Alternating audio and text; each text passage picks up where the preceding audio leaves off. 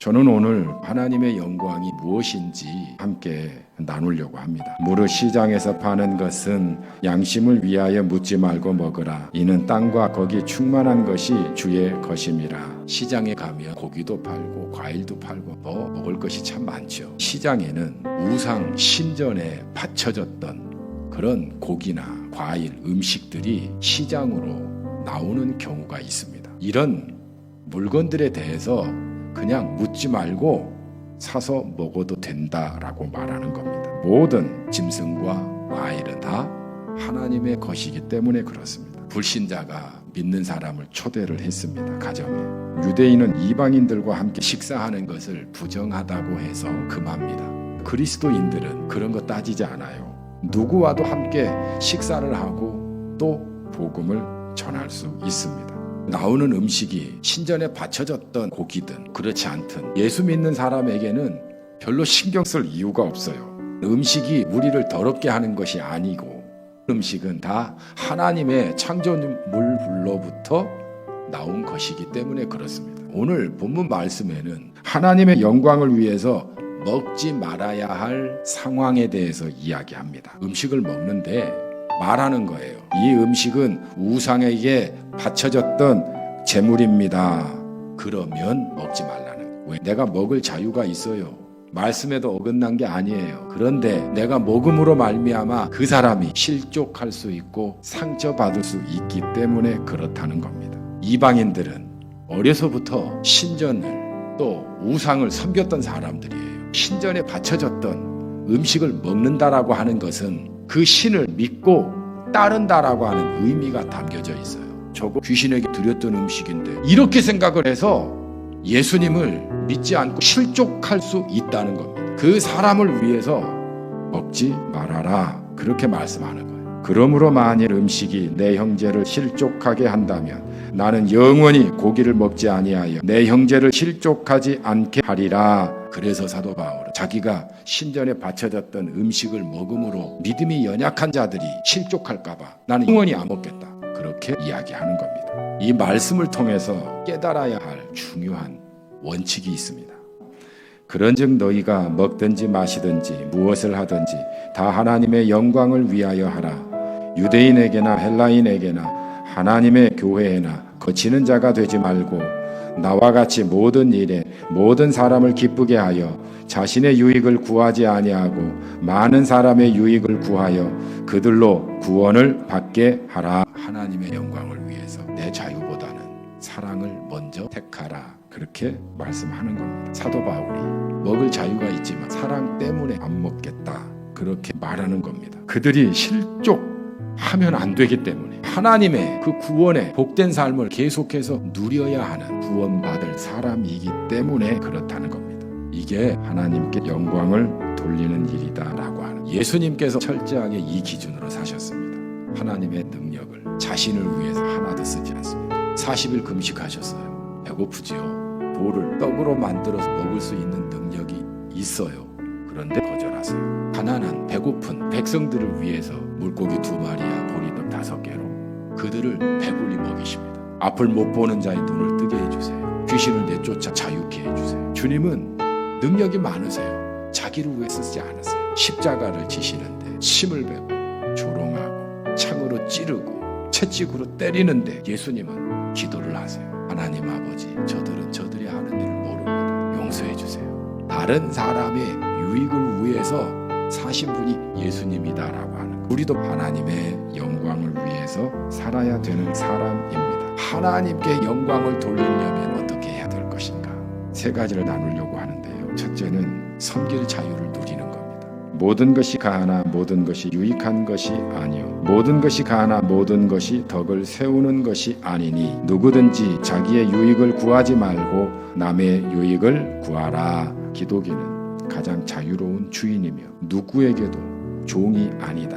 그러나 동시에 가장 충실한 종이며 모든 사람에게 종이 되어야 한다. 예수 그리스도로 말미암아 우리는 죄에서부터 자유하게 됐어요. 우리에게 주어진 자유는 다른 사람을 섬기기 위한 자유라고 이야기하는 겁니다. 나는 하나님의 영광을 위해 당신을 섬길 자유가 있는 사람입니다. 나를 위해서 사용하는 것을 제한할 줄 알아야 돼. 억울해합니다. 진짜 자유를 누리기 위해서는 나를 위한 이 자유를 제한할 수 있어야 된다는 거예요. 돈을 나를 위해 쓸 수 있지만 다른 사람을 위해서 안 쓰는 거예요. 시간을 내서 다른 사람을 위해서 격려하고 사랑하는 데 쓰는 거예요.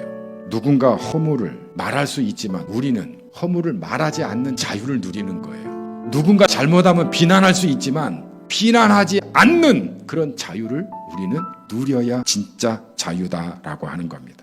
수준이죠. 아름답죠. 저는 우리가 이런 자유를 누릴 수 있기를 축복합니다. 내 자존심이 상해요. 내 체면이 깎였어요. 그런데 나에게는 화내지 않을 자유가 있는 것. 그 자유를 선택하고 누리는 겁니다. 형제를 미워할 수 있지만 미워하지 않는 자유를 누리는 그런 하나님의 사람으로 살아가는 거예요.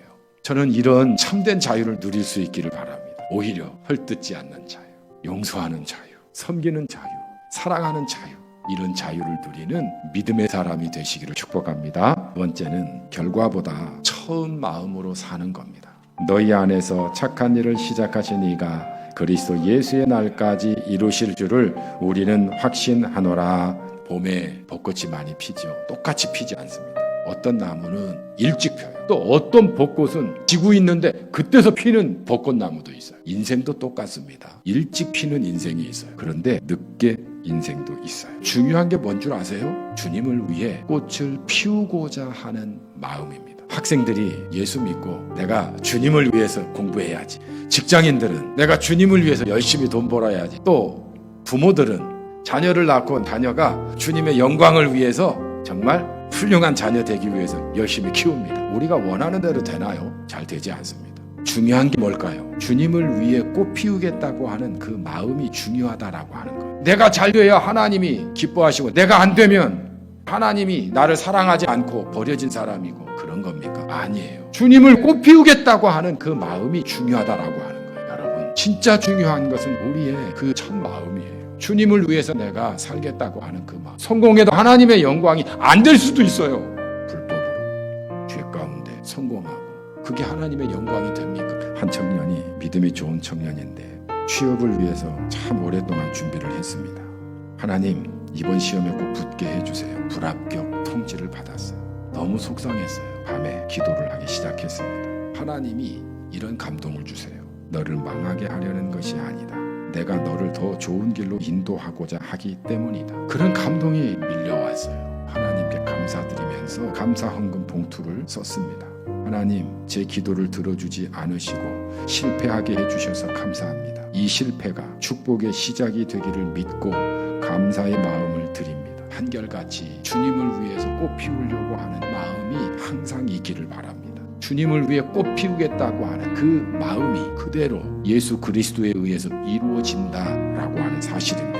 우리가 주님을 위해서 있는 사람이잖아요. 어려운 일이 있어도 좋은 일이 있어도 상관없이 이 마음으로 하나님의 영광을 위해서 사는 사람이 되기를 바랍니다. 마지막으로 상처 주지 말고 공감하라. 우리는 옳은 일이라고 판단해서 강하게 주장할 때가 참 많습니다. 옳으니까. 오히려 이것이 상대방에게 상처를 줄 수 있습니다. 제사 음식 그거 먹어도 괜찮아. 다 하나님의 것이야.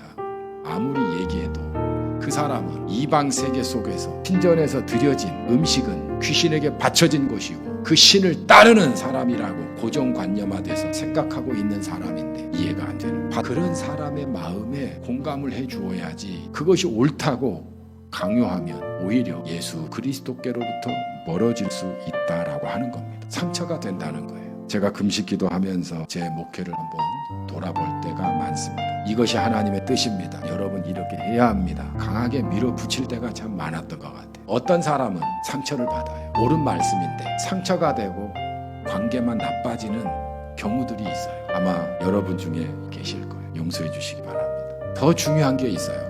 어떤 사람은 울면서 저에게 와요. 같이 울면서 힘내라고 공감을 해주면 예수님을 더 잘 믿어요. 강압보다는 공감이 중요하다라고 하는 겁니다. 울면서도 그런 것 같아요. 성적이 너무 떨어졌어요.